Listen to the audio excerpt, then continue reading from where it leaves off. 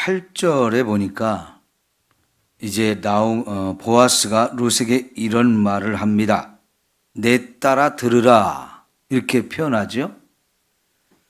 젊은 이 룻을 딸이라고 이렇게 부르는데 사실 자기 딸은 아니죠. 그러나 이 젊은 여인을 내 딸아 이렇게 부르는 것은 보아스와 룻이 나이 차이가 꽤 많이 나는 것으로 볼 수 있습니다. 그러면서도 굉장히 딸처럼 생각하면서 이제 말을 하는 거지요. 우리가 전체적으로 이렇게 살펴봤을 때 이 보아스라고 하는 사람이 얼마나 인격적인 사람인가 하는 것을 볼 수 있습니다. 여러분, 지금 룻이라고 하는 이 여인이 이방 여인이에요. 그 사람이 비록 이 베들레헴에 살러 오기는 왔지만 이방 여인이에요. 그러면 유대인들 입장에서 이방인들은 어떻게 생각했습니까? 정말 자기들만 이 땅에서 유일하게 선택받은 민족이라고 하면서 다른 이방인들에 대해서 정말 무시하고 별 볼 일 없는 사람들로 생각을 했단 말이죠. 여러분, 생각해 보면 우리가 이 세상 많은 나라 많은 민족이 있는데 그 가운데서 하나님이 우리만 선택했어. 이러면 이거는 대단한 특권이고 자부심을 갖게 되면서 동시에 이방인이라고 부르는 그 단어가 뭡니까? 무시하는 단어거든요. 그런데 그런 여인이 또 유대인과 결혼을 하기는 했지만 그 남편이 일찍 죽었어요.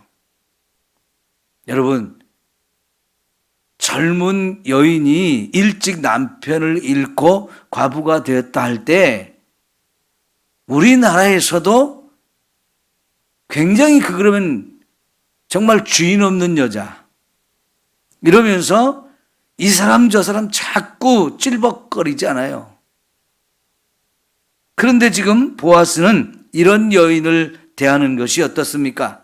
그러니까 사람을 대할 때 어떤 그 사람이 이방인이냐 아니냐, 젊은 내 남편을 잃었느냐 아니냐, 또 이런 거에 대해 전혀 개의치 않고 이제 이런 걸 정말 인격적으로 사람을 대우하잖아요.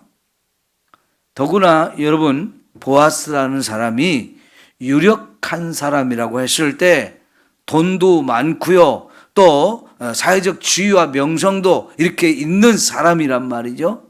그럴 때 사람들을 좀 하대하고 낮게 보고 무시하는 경향이 이상하게 있어요, 사람들 가운데. 그런데 보아스는 그런 모습을 전혀 보이지 않는다는 것이죠.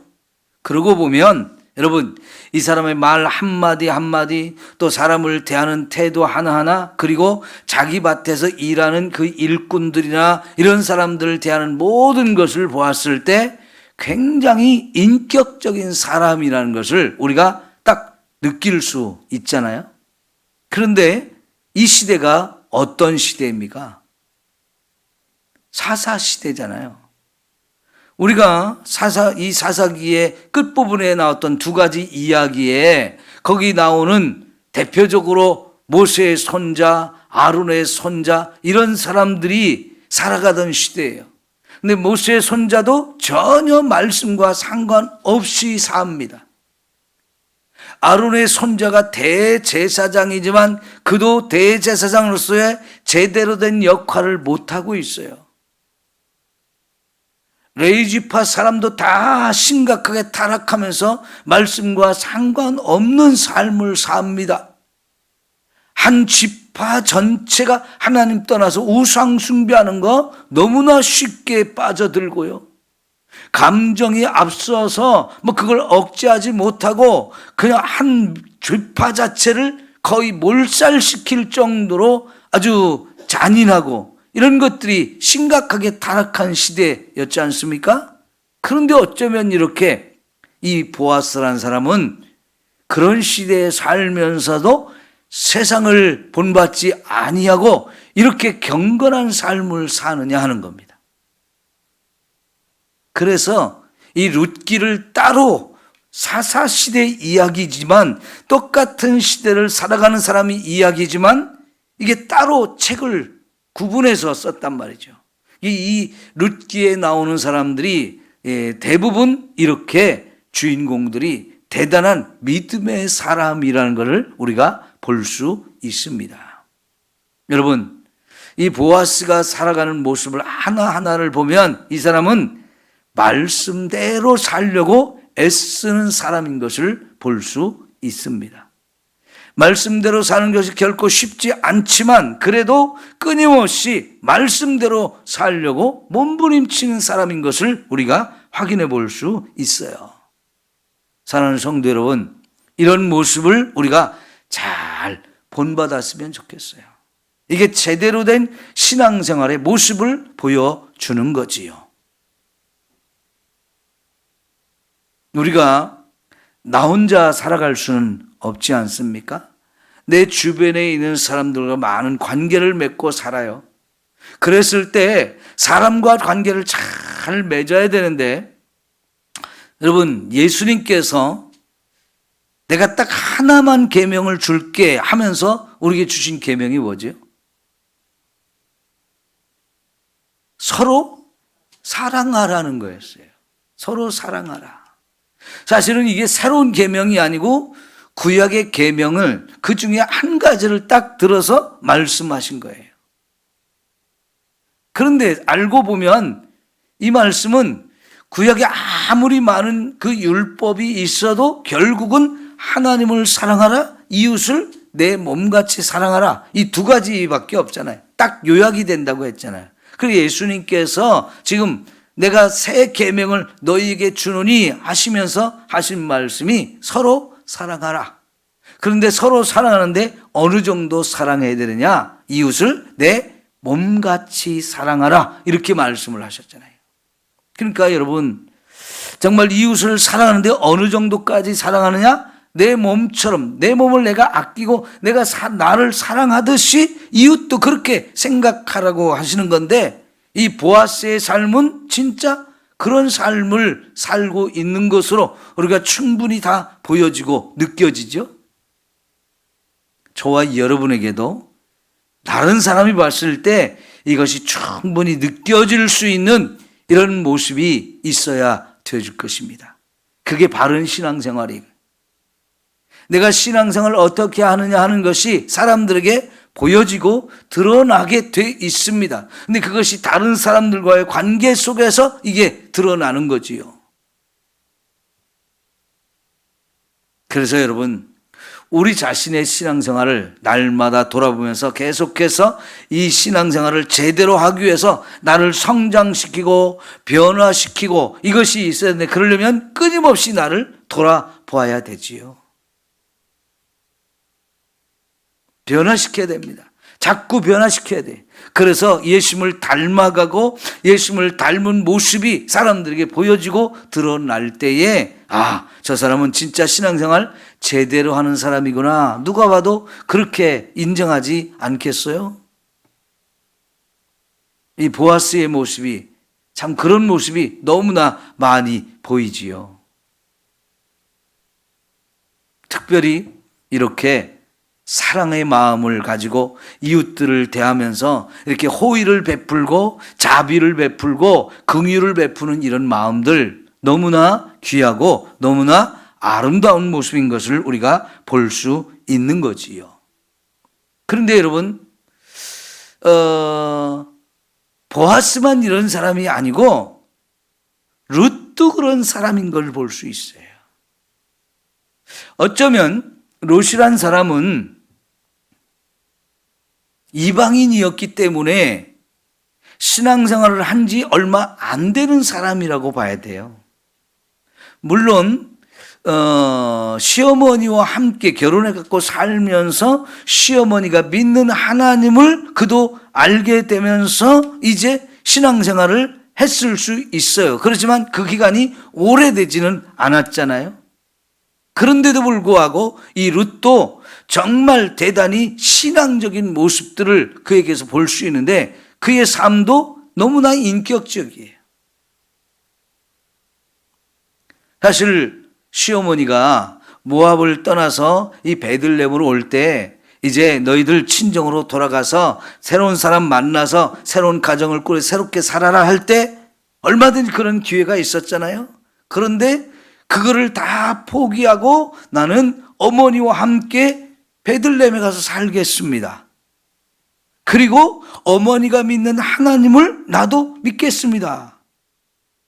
이게 보통 결단이 아니란 말이죠. 자기 삶의 많은 것을 포기한 거예요. 여러분, 신앙생활은 이렇게 정말 우리가 포기할 것이 사실 많아요. 지금까지 살아오던 그런 삶의 많은 부분들을 내려놓고 새로운 삶을 살아야 될 것들이 많은 거지요. 내 잘못된 습관도 포기해야 되고요. 내가 믿던 다른 신도 포기해야 되고요. 내 부모와 형제도 포기해야 되고요. 내 친구와 이웃들도 포기해야 되고요. 정말 포기할 것들이 많지 않습니까? 그런데 신앙생활은 해보면 과연 그걸 포기하는 것이 더 유익이고 훨씬 큰 축복이고 은혜라는 걸 우리가 알게 됩니다.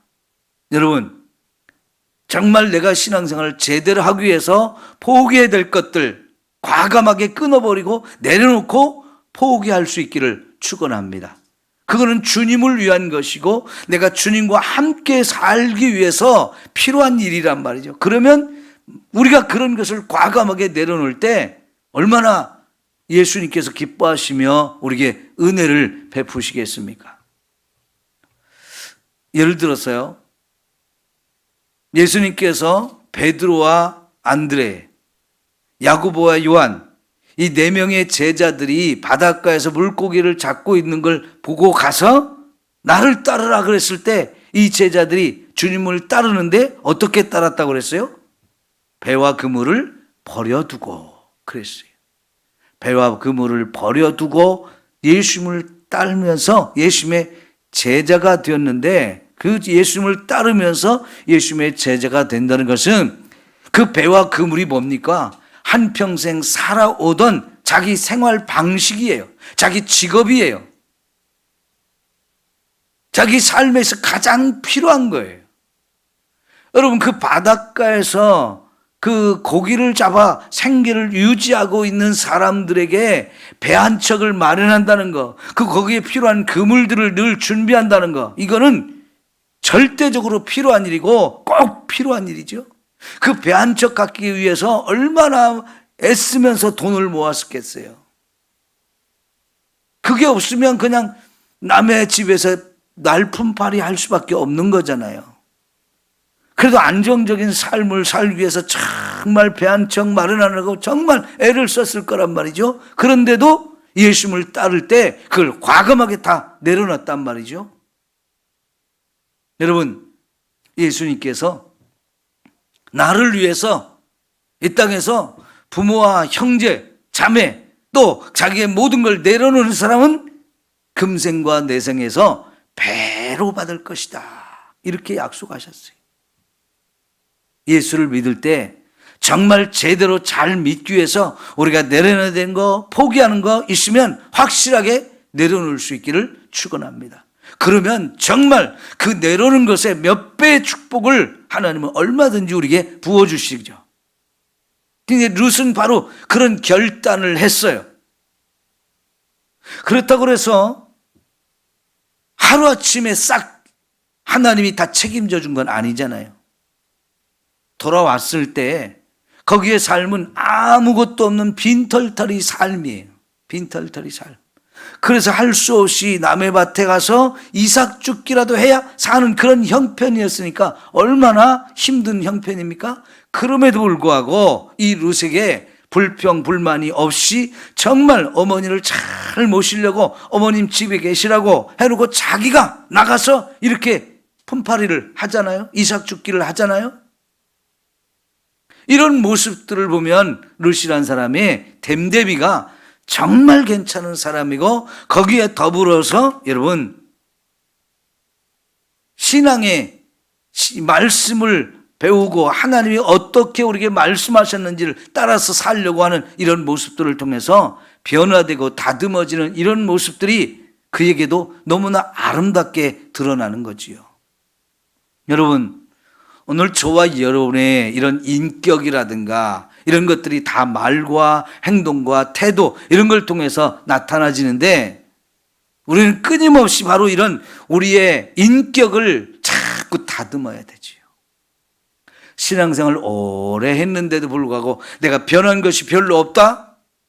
그러면 참 그게 주님을 욕먹이는 것이 될 수밖에 없어요. 예수의 향기가 나고, 우리가 어디에 가든지 내가 예수님이 나를 세상에 보내는 편지다라고 하는 이런 마음을 가지고 내 자신을 참 아름답게 드러낼 수 있기를 축원합니다. 이게 얼마나 멋지고 아름다운 삶입니까? 신앙생활 제대로 하는 거지요.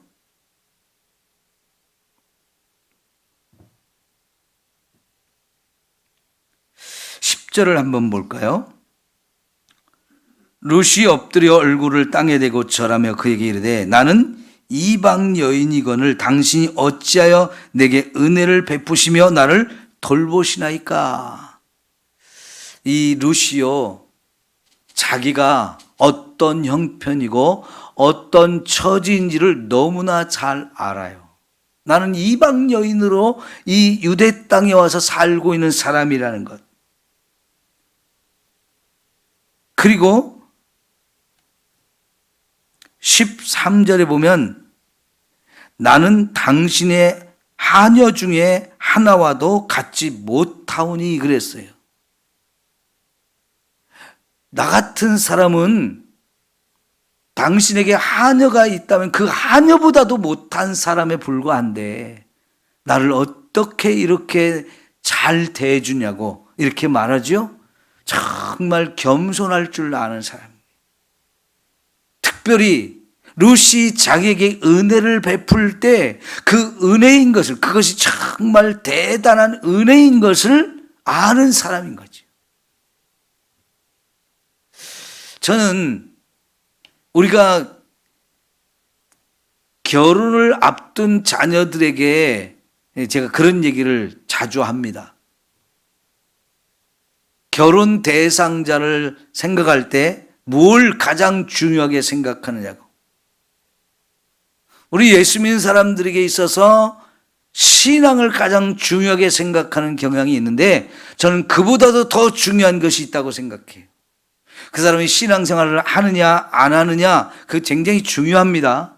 그런데 그보다 더 중요한 것은 뭐냐면 그 사람의 인격이 어느 정도냐 하는 것을 우리가 잘 봐야 된다. 나는 그것이 더 중요하다고 생각합니다. 왜냐하면요, 신앙생활 안 하는 사람 신앙생활하게 만드는 것도 어렵지만 그보다 더 어려운 것이 그 사람의 인격을 다듬어 주는 거예요. 그거는 신앙생활을 안 하던 사람이 신앙생활하는 것보다 자기의 인격을 잘 다듬어하는 것이 훨씬 더 어렵다는 얘기입니다. 그러니까 여러분, 우리가 예수 믿는 사람들을 보아도 저 예수 믿는 사람 왜 저래? 그런 말을 듣는 사람들이 사실은 우리 안에도 사실은 많아요. 그만큼 우리의 신앙 인격을 다듬고 변화시켜가는 게 쉽지 않은 거지요. 그런데 이 룻을 보면 그가 신앙생활을 한 지 얼마 되지 않았지만 그의 인간 됨됨이, 인격이 처음부터 잘 다듬어져 있는 사람인 것을 볼 수 있어요. 이게 참 쉽지 않은 거지요. 거기다가 신앙생활을 하면서 이게 더 다듬어지면 얼마나 더 아름다운 모습입니까? 그래서 이 룻이나 보아스 이런 사람은 정말 이 사사시대에 반짝반짝 빛나는 보석 같은 존재예요. 그것도 진흙 속에 묻혀있는 보석인 거지. 지금 그 진흙 속에 묻혀있던 보물 같은 이 반짝반짝 보석 같은 이런 존재들을 지금 저와 여러분에게 진흙 속에서 끄집어내서 닦아가지고 하나씩 우리에게 보여주고 있는 거지요. 여러분, 우리가 이 땅에 살면서 하나님을 믿게 된 게 얼마나 큰 은혜요, 축복입니까? 그렇다면 이 세상에서 정말 세상을 본받고 세상을 따라가는 것이 아니라 세상은 진흙 같고 어둠이 가득 차 있어도 그 속에도 보석으로 존재할 수 있는 우리가 되어야 하지 않을까요? 누가 봐도 참 아름답다, 반짝반짝 빛난다, 이렇게 우리 자신을 다듬고 가꾸어서 그걸 그 빛을 세상 속에 드러내 보일 수 있는 우리의 삶이 되어야 하는 것이지요. 저도 그렇고 여러분도 그렇고 그런 사람이 되기 위해서 매일 우리가 힘써야 할 것입니다. 오늘 루시나 보아스의 이런 아름다운 이 신앙 인격의 모습 함께 살펴보았는데요. 이제는 이런 말씀을 통해서 나도 이런 멋진 신앙의 인격을 가지려고 서로 같이 노력하고 드러낼 때에 정말 하나님이 우리를 얼마나 아름답게 보실까요? 여러분, 하나님께서 룻기를 보면, 욥기를 보면 마귀에게 뭐라고 말합니까? 네가 욥을 봤느냐라고 말하잖아요. 욥을 봤느냐고. 욥처럼 의로운 사람이 있냐고 막 자랑하잖아요. 누구에게요? 사탄에게.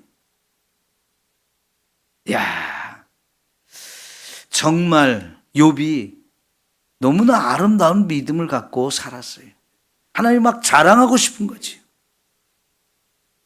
오늘 저와 여러분이 그런 존재로 하나님께서 막 우리를 자랑하고 싶은 그런 사람이 되면 얼마나 좋을까요?